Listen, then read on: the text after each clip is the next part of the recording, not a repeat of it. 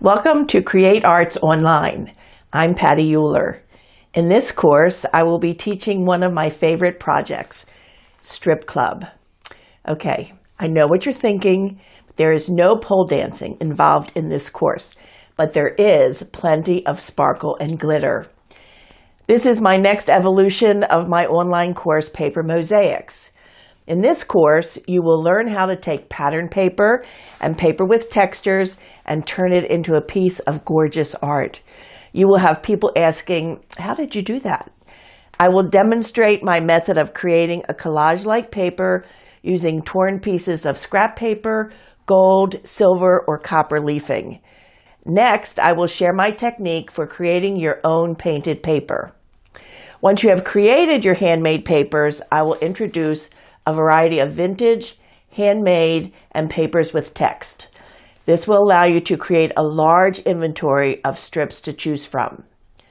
And once your papers are selected, we will be cutting them into 1/4-inch strips, and I will show you how to select your strips based on color, balance, and composition.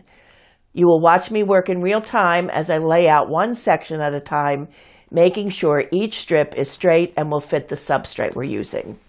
Once you have learned my tried and true methods, I know you will be creating these Strip Club works of art over and over again. Included in the course is a PDF for download of the materials and resources. Let's get stripping. Patti, thank you so much for coming to Create Arts Online. I am so in love with this course and what it creates. I can't get enough of it.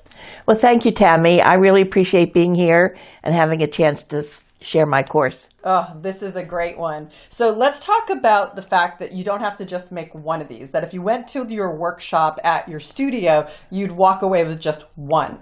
Now, with this course, how many can you create? It's endless because in the course I show you the value of making a lot of inventory so that you're able to do this over and over again. Yes. And you teach not just how to cut the strips, but also how to make like a kind of a mosaic paper. Like you said, this is kind of a, offshoot of your paper mosaic, but now we're doing it in strips where you added glitter, you added dictionary words. I had dictionary paper, yeah. And I like using a lot of text. And in the paper that we actually made, some of the rubber stamping that I did was text, as you can see, like this stamp over here. It just really adds to the texture of the work. It totally does. And you make this one from beginning to end throughout the course.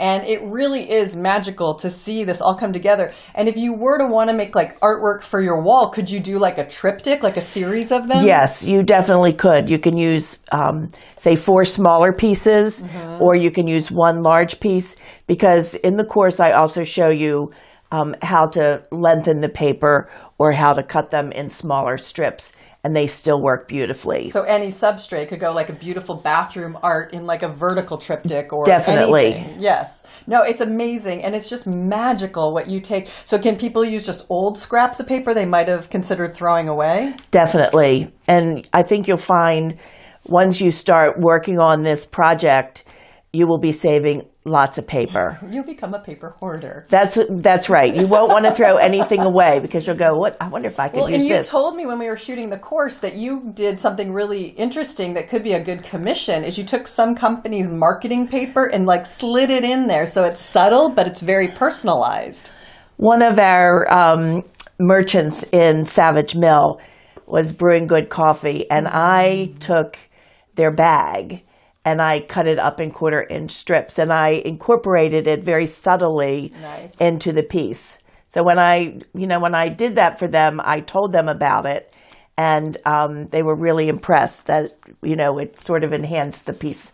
So you can do a lot of different things with these strips. And I have to say, Patti has tried this method many different ways, so what you are going to learn is going to give you a total success. You don't have to use a guillotine cutter, but if you have one, great. If you don't, an X-Acto knife works.